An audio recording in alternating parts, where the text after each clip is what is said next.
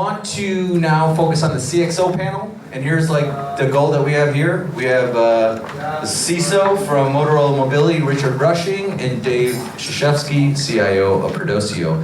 The goal here today is to really talk about, from their perspective, the state of security, what's happening in the world of security, what are their jobs like, what are the problems that they're trying to solve, but also what is working. Because a lot of stuff in security is very, very hard and it doesn't work great. And so when customers are doing something that works well, we just want to share it with the rest of the group so that you guys can get some best practices and hopefully something actionable after this event so that you can actually take some action. So that's the goal. Chris is gonna run it after this. So I just want to take a moment and more properly introduce these guys. These guys are both individuals who have long tenure in their organizations, and that's very rare in this world, as we saw with some of the CIO and CISO sort of statistics. I think that speaks to the fact that they must be doing something right. So I think that's why we want to pick their brains. So first, please welcome Dave Czeszewski, CIO, Chief Information Officer of Perdoceo Education Corporation. Dave has been at Perdoceo for over 21 years and brings a very technical perspective to the role.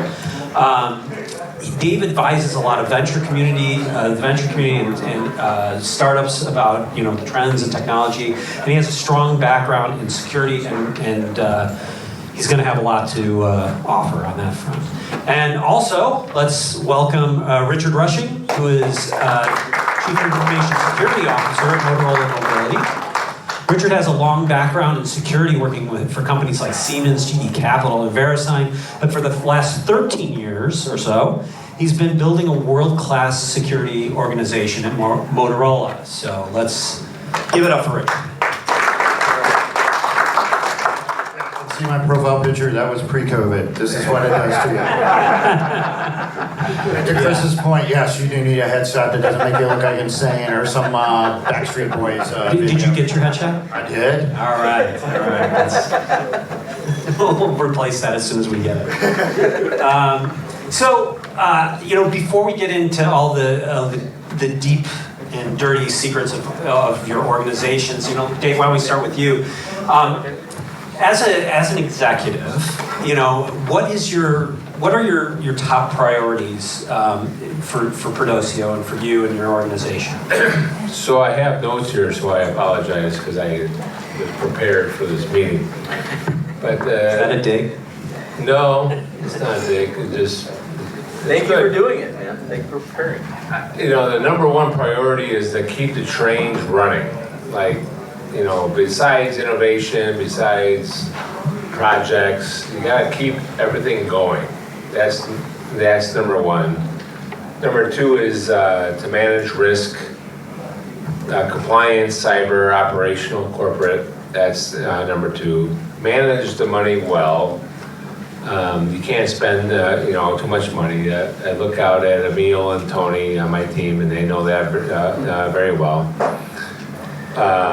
Probably number one, and I didn't put it number one here, but provide excellent student support. So we provide online education for about 45,000 students that are paying us money.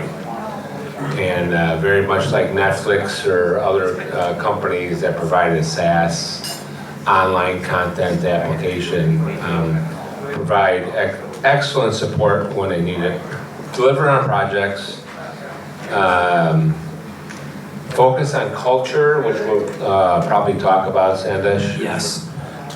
Culture is so important to me, and drive innovation. So what I just listed are the objectives that I give my CEO for me. So, and that gets distributed to my team.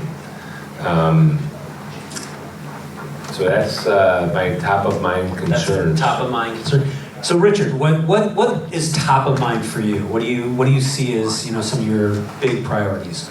Today or this week or last month or the month before, it kind of changes. It depends on how rapidly it changes. It changes within really a rapidly. reasonable window. Are we out of the Log4j thing yet? No. I don't think so. Okay, crap.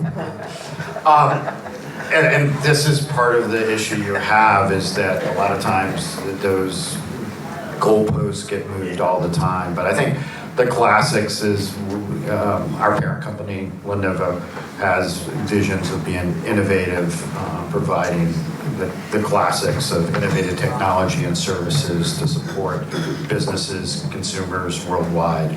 And that sounds kind of, okay, a nice little panacea of things, but at the same side of it, it's customer data we keep. It's supply chain to make sure that everybody has PCs when they need them, keeping things that are there, especially in the world of COVID and supply chain theatrics in a lot of cases on that side of it. It's there. But we're a total organization of 71,000 people doing $60 billion in revenue. So you can imagine from that perspective, that is a lot of different parts and pieces. We have 4 different business groups that we're aligned with, and we're trying to manufacture that. And Motorola is the number 3 now cell phone manufacturer in the world. Congratulations on that. So I tell everybody, can we move back down the line, because that makes us less of a target on that side of it. If you're in the top 3, guess what? You're always the target.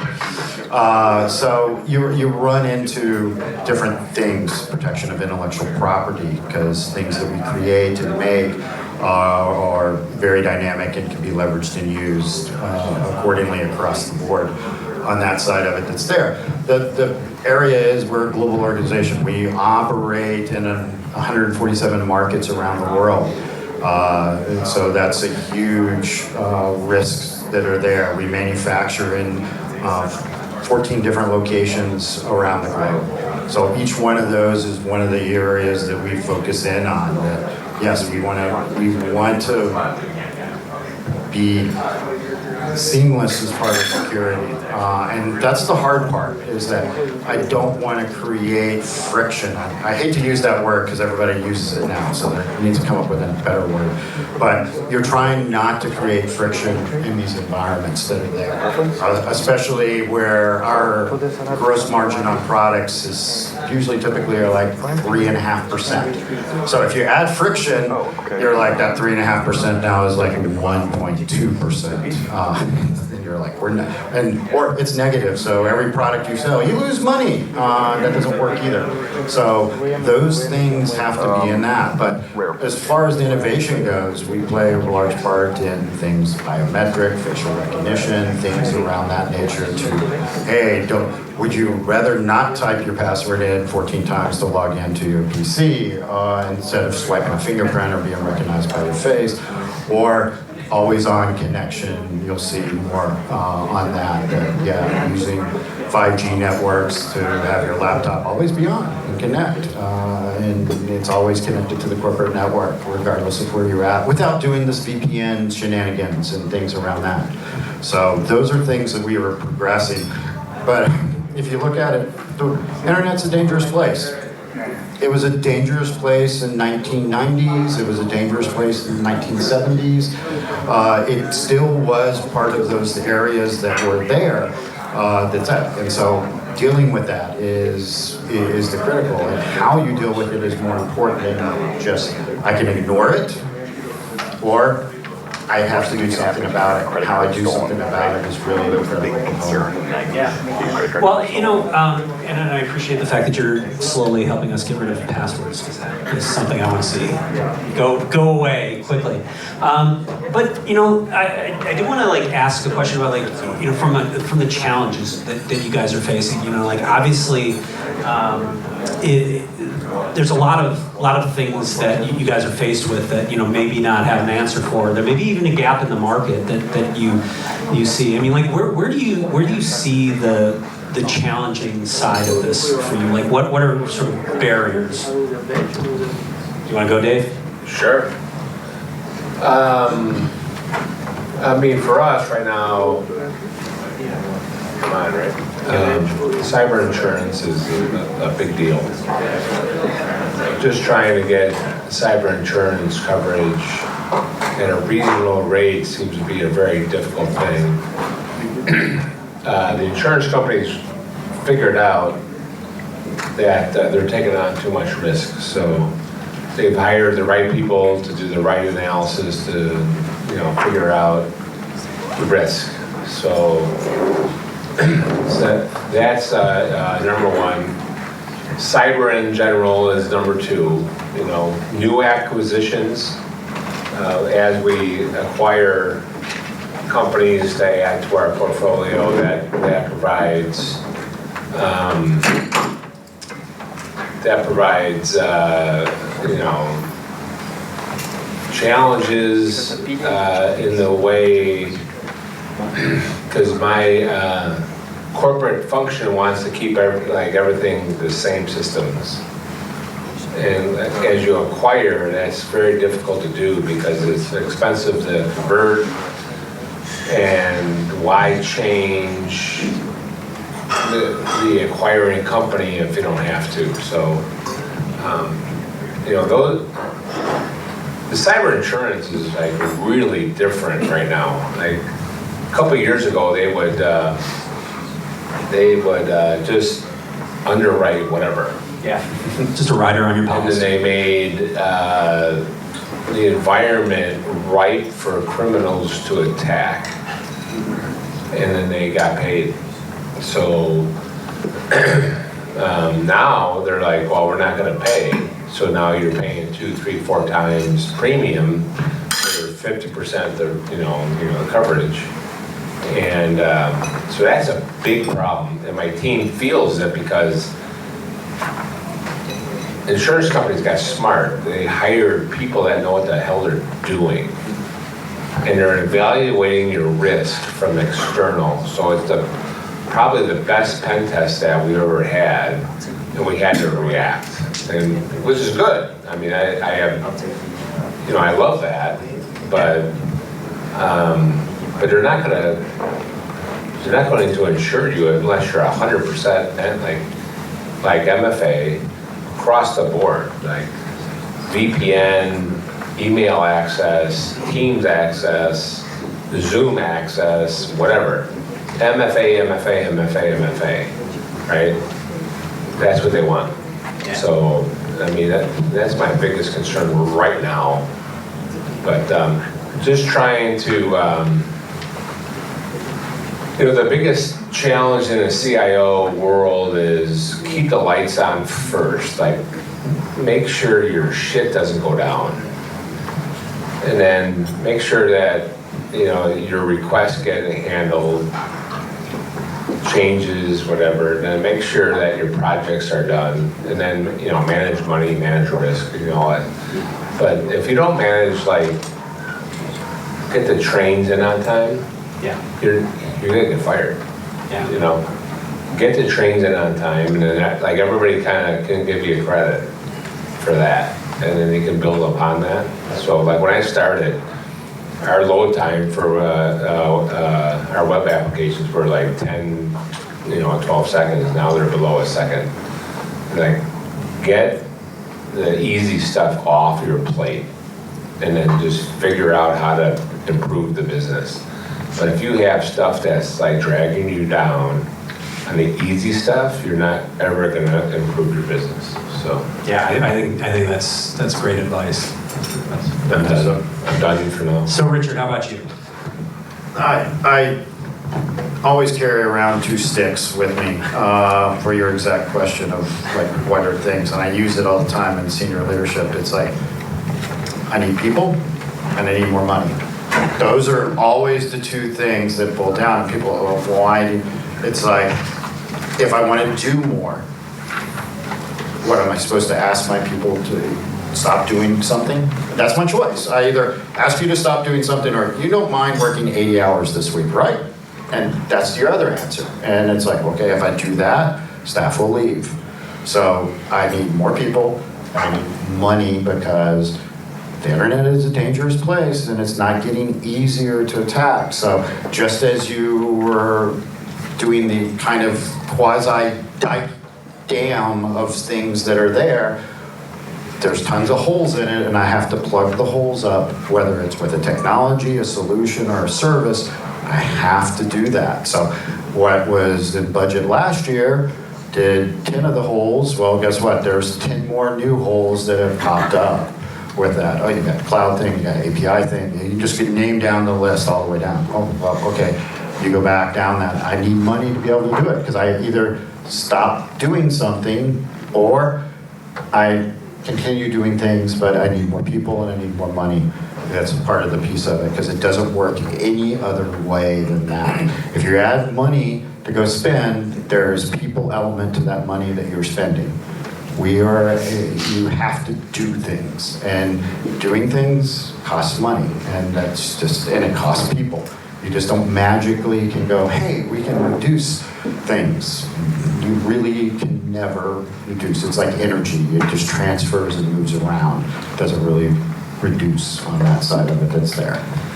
Yeah, they just risk like energy is non-eliminatable. That's not a word. But I just out of curiosity, I mean, are you seeing, since we've seen so many high-profile, attacks and challenges on that front, are you seeing that, the board, other senior management is more sympathetic towards, the challenges that you're facing, and that, they're allowing more money to flow? Oh, definitely so. It's one of the things I've for the last few years before COVID, I was like, this is the golden age of cybersecurity. I've been doing this all my life and been in executive roles for a vast majority of that. And it's never been, the hardest part of my job was always convincing senior management there was a problem. Until around about 2014, when all of a sudden Wall Street Journal, Forbes, Fortune had articles daily in attacks. And then you all of a sudden had Microsoft get hit, Google get hit, everybody's like, Facebook get hit, and they're like, well, wow, those are huge companies and they have huge staff, Bank of America, etc. How are we going to even compete with this on that side of it? You're not, first. So you solve that problem of convincing them there's a problem, but on top of that, they want a plan. They want to know how you're going to execute that plan. But as long as you have that plan and how you're going to execute on the plan, they're pretty much on board with that. If you're just like, I need $10 million, well, what are you going to spend it on? I don't know, but I need $10 million. That never works. Except for maybe the marketing guys or somebody else, but it doesn't work for security. Government, yeah, that's true as well. What about you, Dave? So the question is how to... Are you seeing, with all the visibility into security these days, and with, even, the government saying, the president saying, hey, everybody's got to get their act together. Are you seeing more money flow and more freedom? Anytime I put in a project towards cyber that gets approved, the best thing about being a publicly traded company is that the board is responsible personally. So if we get breached, then they're personally responsible. So they're very interested in getting that stuff done. But to be honest, our board is very advanced in cyber as compared to most boards. So I'm very honest with them because I tell them about our situation and that it's good, but we can get breached tomorrow. Like you're one weakness away. So we have to be prepared. So our board is very, I report to the board every quarter on cyber, and then that's just the risk committee, and then every 2 or 3 months I can report to the entire board on it. So our board is very interested in it because, quite frankly, their ass is on the line. So yeah. And they want to know about it. You mentioned that if you put cyber in front of anything that you're taking to the board, it seems to get approved. Is there is there a magic phrase that pays when you go to the board besides cyber? Give me money. Give me money. Or or when your people come to you. I would say, and there's probably some people in the room here that I've been talking to, is it a nice to have or a must have? And when I go to the board and the credibility is there, and that takes, I've been in this business for 36 years, I've been with my company for 21, I've been CIO for 9, and then divisional CIO for 2. When I go to them and say, this is a must have, usually we get it. But CFO and CEO approve before I even take it to the board. So they're the ones that, so that's the gate. So they trust me when I say it's a must have or a nice to have. So like a nice to have doesn't get done. Yeah. So I don't know. I don't want to abnormal. That came up as a must have. Like within a week. Like we need to have that now. So we did it. So Thank you, Dave. like, but I mean, there's some others that it's like it's a no-brainer. So the thing about it is like credibility. Like you're a businessman first, a technologist second. Always the business first, and you can never forget that. You're there for the fiduciary responsibility of the company and the fiduciary responsibility of your customers, and make sure that your investments are in line with their best interest. Yeah, I mean, both of you guys have a long tenure at your organization, so that credibility piece, I gotta imagine, is important. Richard, what is there a phrase that pays for you, or is it just your long-term credibility there? No, to your point, phrase, there is no phrase that pays, but there are PowerPoints that pay on that side of it. So we do relatively simple on that. It's kind of like leading the horse to water. You've got to do the same function with what you're presenting. So we define high-level risk buckets of brand security, customer data, factory shutting down, and things. So we do things around those, and then we kind of align with projects that are part of that. Or, hey, here are issues we're going to work on.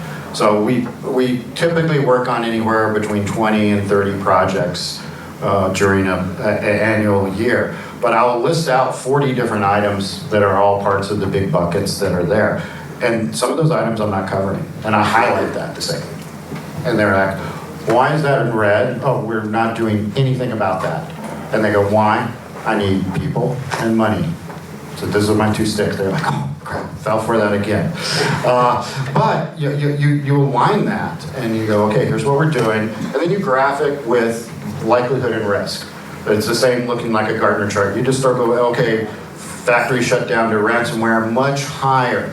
It's there. Well, if I look back last year, what did that same thing that I was doing appear? Well, it was a much lower because the ransomware had not got to the critical mass. Well, it went up. So what's going to bring it back down for me? What's my arc of risk acceptance that's going to be in there? So if I can go, it's above that little arc that makes you feel warm and cozy and lets the board sleep at night. They're like, well, how is this going to come down? Well, this project that's over here, item number 2, will lower that if you'll give me the $1.5 million. And they're like, okay, done on that. So if you visualize what will occur with that, in 3 slides, they get it.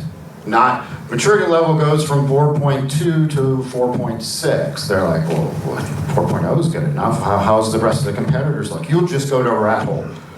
But when you simplify it to the point and let it be visualized so that they can see it and they understand it, you're not arguing what the pricing is, where it's going to go, how much it's going to be, do we deploy it everywhere? You get out of those conversations, and it's now the simple conversation of, is this the right thing to do or not? And then you say it's the right thing to do, back to your same thing, trust. Okay, it's that. And then, oh yeah, can you make a couple of these red things not red anymore? Because we're scared of those too. And you're like, okay, more money, but it does help. Yeah, no, I think that's interesting, and you guys have both kind of mentioned, touched around some of the things that like I was mentioning earlier, prioritizing your risk is very important, and figuring out what's the first thing to tackle. But on that front, Dave, you mentioned abnormal security as being a really big success for you. What are some of the things that you've done that have really moved the needle for you guys? Whether it's policies and procedures or specific products, or is there something that you can point to that said, man, this was a hugely successful effort that we did, and we got a great return on it? Well, I would say there's a bunch of people in the room here that will probably be happy, but ServiceNow, we were the number 2 customer in Chicago back in 2009. Missuni, probably the first customer in Chicago. Cohesity for backups.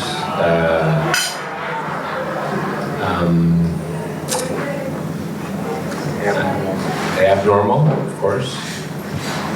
But there's been a lot of things that we've adopted quickly. Varonis, which was I think we're number 1 in Chicago, which helps a lot on file security.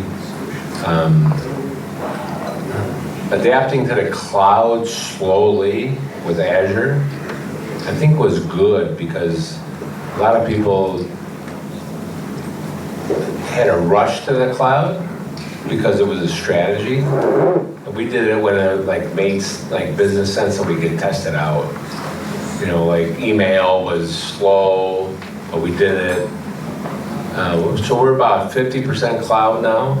But we'll probably get eventually cloud. But it was when it made sense. It wasn't like a board strategy, go cloud and get it done by X date. It was like, let's go cloud when it makes sense. And operational risk is very important to me.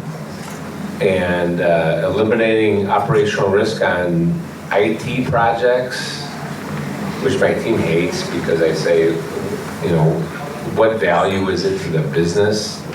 Is it an IT project that makes our lives easier, or is it a business value project? And a lot of the times it's an IT, value project. So, but that's my answer. Yeah. So Richard, what about on your front? We did a couple of different things, and this was all kind of pre-COVID, and we were kind of ahead of the curve a little bit. So we focused on the endpoints was the primary, because we kind of looked at them and said, okay, that's the weak link, but we have over 100,000 endpoints on our network that's there, and they're like, they come, they go, they move around, they're all over the place.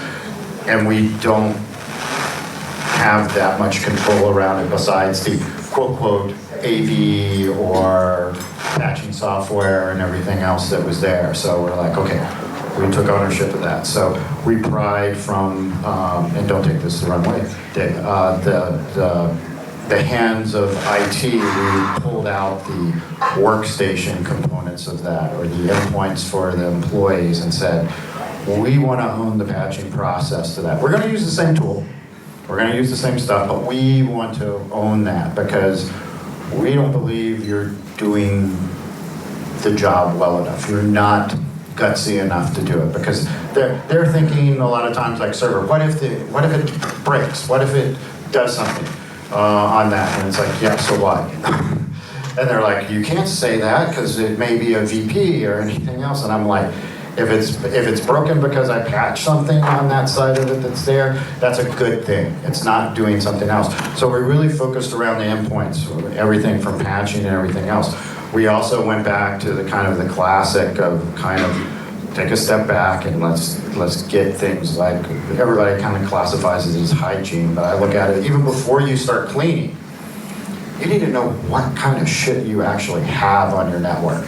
And if you don't know what you actually have, how are you supposed to actually protect it if you don't even know what you're actually there? So identification and understanding what is in your network on that. And that includes everything from vulnerability scans of like, are you just scanning the data center? Are you just scanning outside in or inside out? Where are you actually looking for stuff that's wrong? But you really took that step of like, I need to figure out where things are. As a hardware company, you can just imagine if it's like, oh, I need a new computer. Guess what? There's boxes of these things. I can just take it out. So yes, and it has no software on it. It's not part of the domain, and now it sits on your network in a state of ill repair. But focusing around kind of the standard best practices and doing that. And then I think one of our big successes was early on we said, we're going to create a security ecosystem. And people are like, well, what's a security ecosystem? And it's like, all the tools have to interoperate together. So if I decide to block a hash, an IP address, or anything else, it's one place, one button, and it goes everywhere.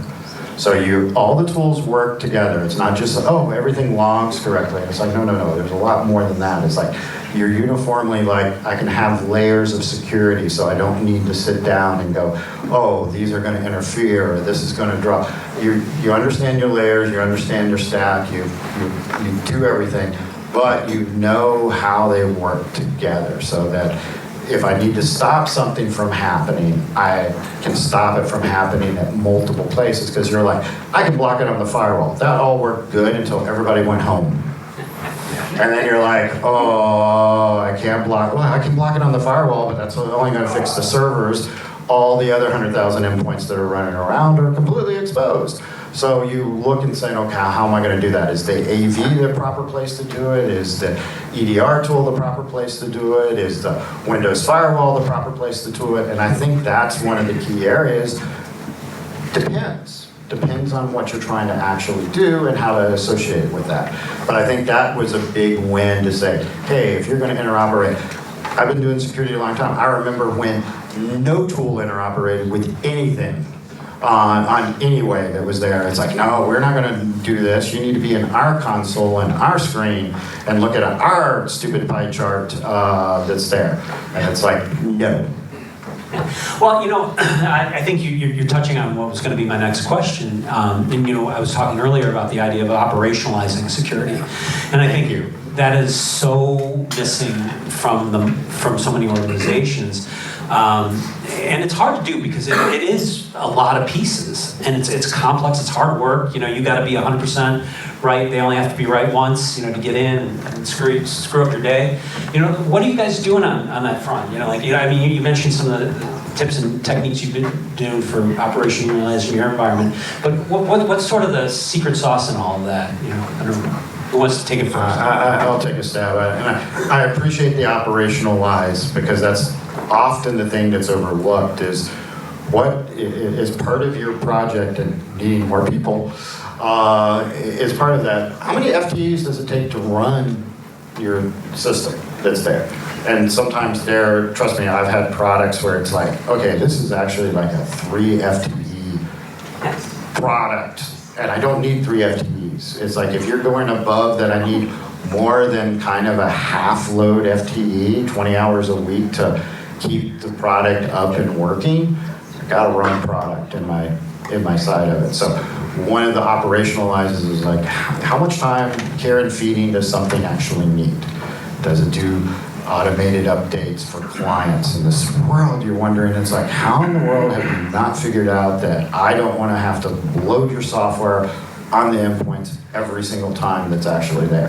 That operationalizes, simplified that side of it. But also you take a look at operationalizing. You can look at a product and you can see what the thought process is very quickly looking at a dashboard that's there. How many clicks does it take to get to the data that you need? It's like the wise old owl. The wise old owl goes crunch, and it's like, it's never crunch. It's like 1 click, okay, 2 clicks, okay, 3 clicks, okay, 4 clicks, okay, export to CSV. Okay, you know what? That is not operationalizing. That is a pain in the ass that's actually there. How about you, Dave? what I found, the best thing that I ever did was eliminating the information security team. Now I have a guy out here that's director of information security. So Tony, you're not eliminated. But it was to make information security everybody's job and put it into objectives and performance bonus. So it had nothing to do with structure, it had everything to do with logical thinking. And now everybody thinks about it, and nobody blames information security for not doing their job. Because I'm blaming owners for not doing their job. And once we did that, we went 2015 to now. What is it, 100-fold better, Tony? I mean, is that I don't think that's an exaggeration, right? So it's making everybody responsible for their own job. Software development, QA, email, AD, information security, network, everything. Like, so everybody was blaming, well, we don't have enough, we don't have a SOC, we don't have information security, we don't have this, we don't have that. Well, it's all our jobs, so just get it done. Am I wrong, Emil? No, you're right. So, and we did. Yeah, right, 100%. So we're 100% better than we were a year ago. We're 500% better than we were since 2015. Well, and that leads into another really interesting aspect of this. You know, we talk about just not enough security people to go around. You know, it's hard to retain this talent. They're expensive. You know, what you're talking about is creating a culture of security within your organization. You know, like, you know, two questions here. One is like, you know, how do you go about creating a culture of security? And two, you know, what do you do to find and retain talent? You know, I mean, let's start with Dave. Well, you have two questions. Well, like, how do you security security is like I said, it's everybody's job. So it's like it has to be built into everybody's job. Like, there's no such thing as a security person. I think. Now there could be people like Tony that operate security-focused tools, and but everybody needs to have a security focus. But to attract talent, which is your second question, is you got to sell people on your mission. And we're in education, so graduating first-time learners, first-time people in their family to go to college. People that never even knew what college was, they're changing life, they need a college degree. That's the mission. And you could work for anybody in the world. So we lost a person making, X amount, went to ServiceNow for a 50% increase. 2 weeks later, got recruited to Facebook for another 50% increase, and hates their job because there's no mission. We provide people that change their life through education, and society is better for us because nobody cares about it. Wow, I mean, I think that's a powerful message, and certainly, having the kind of vision where you can just communicate that effectively and point everybody in the same direction is really important. And Sandesh is the culture guy. I mean, he loves talking about culture. So, Richard, what do you do to create that culture of security in your organization and attract and retain that talent? I think there's multiple ways. One, you have to look at it, and having a mission or direction is there. But I also think it's part of the thing is you got to win. You got to claim your wins on that, and you got to claim the hard work that people do. And security, it's all about what happened, why it broke, why it didn't. If you think about it, it's like how you think about your reports and your metrics and anything else. You never talk about all the stuff that your technical infrastructure actually stopped. No, what's your highlights on your stuff? What got through? And it's like, okay, on an average day, our data center here in Chicago, our average week, our data center in Chicago will block over 1 billion bad attempts to do bad things. And people go, oh my gosh. And it's like, yeah, that's what we do on a week of stuff. And you want to crack me open for one thing that happened to get through on that. So you really have to win and you have to be passionate about it that's there. But I think it's also you have to also discover what your individual team members' missions are. What do they want to be when they grow up? Kind of scenario. What do you want to do? Do you want to manage people? Do you not want to manage people? Where do you want to go? What do you want to do? And you build things around what their goals are. So I have a training stipend that I give out to all my team members. It's like, here's $15,000, go spend how you want to spend it. See, and this is one of the reasons. It's like, in my tenure at Motorola, I've been here now going on 15 years as CISO and everything else. The team that I adopted 15 years ago is still part of the same core team that I have today, minus one person that retired. I can't make them last longer than 65 on that side of it. So, People get to retire. kind of. They come back as consultants. Yeah, I feel like I'm going to just, my retirement's just going to be when I slump over dead on my keyboard. I know we're kind of running out of...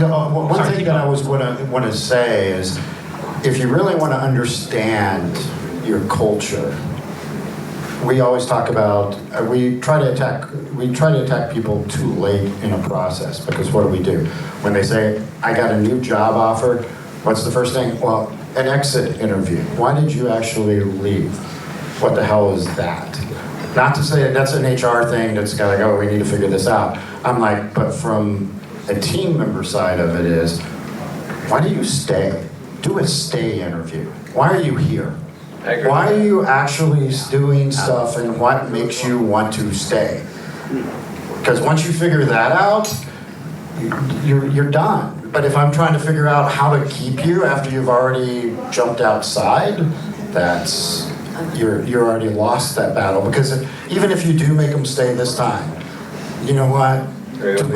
2 more months and then down the road, they're to go again, and you've already lost that battle. So if do stay interviews, why are you here? Why do you want to stay here? What makes you want to come to work? And that gets you back to what is your core values of your team members, your department, your organization on that side of it that's there. Yeah, and I think you touch on a really interesting piece of it. As IT professionals, a good day to us is when nobody screams at us sometimes, and you could be perfect for 3 straight years without an issue, but it's the one issue. I mean, it really is an unfair sort of environment. You see CISOs and CIOs losing their jobs over one thing that happened, but all that good stuff gets overlooked. I mean, do you guys have any strategies for communicating that so that people have? Well, the thing about our role is becoming much more, strategic, because if you don't hit your revenue goals, you get fired. Yeah. If you don't hit your technology goals, you get fired. Yeah. So it's a testament of the importance of the role now, as opposed to you're giving a pass, right? Because if any company, if you miss your revenue, well, they're going to make a change, right? Because they need revenue. So, but I agree with, you 100% on culture. And, keeping, our average tenure is about 11.5 years. Wow. And you do that by treating people, with respect, I think. But I think, not to jump on what you said, but I agree with you 100%.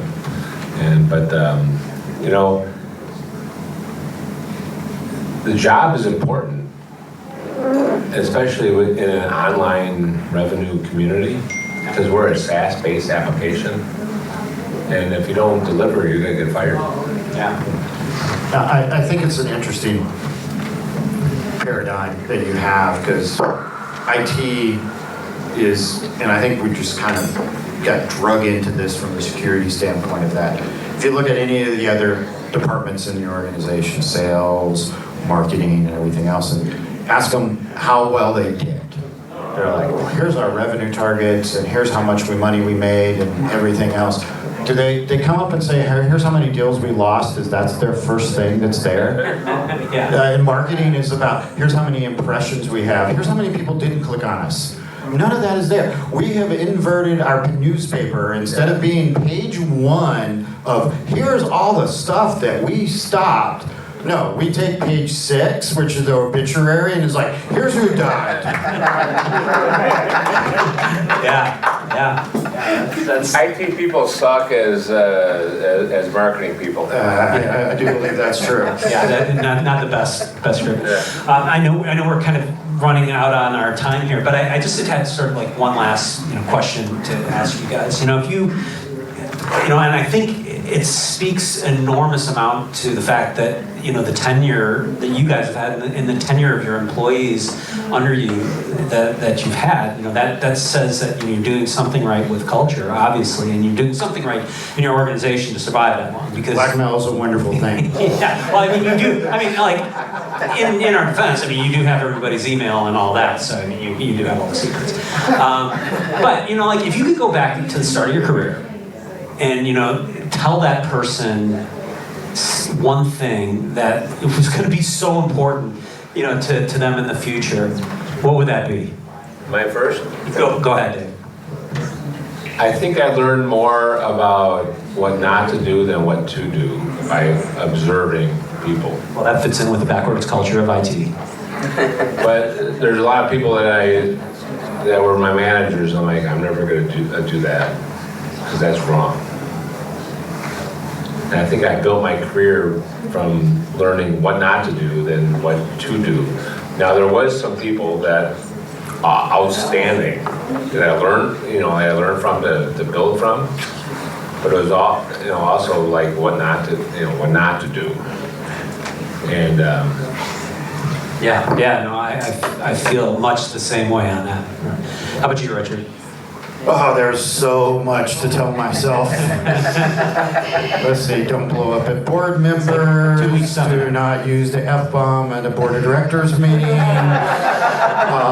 So many different things. I think it's one of the things that as you get through, I think you have to tell yourself in the early times on this is you got to take risk.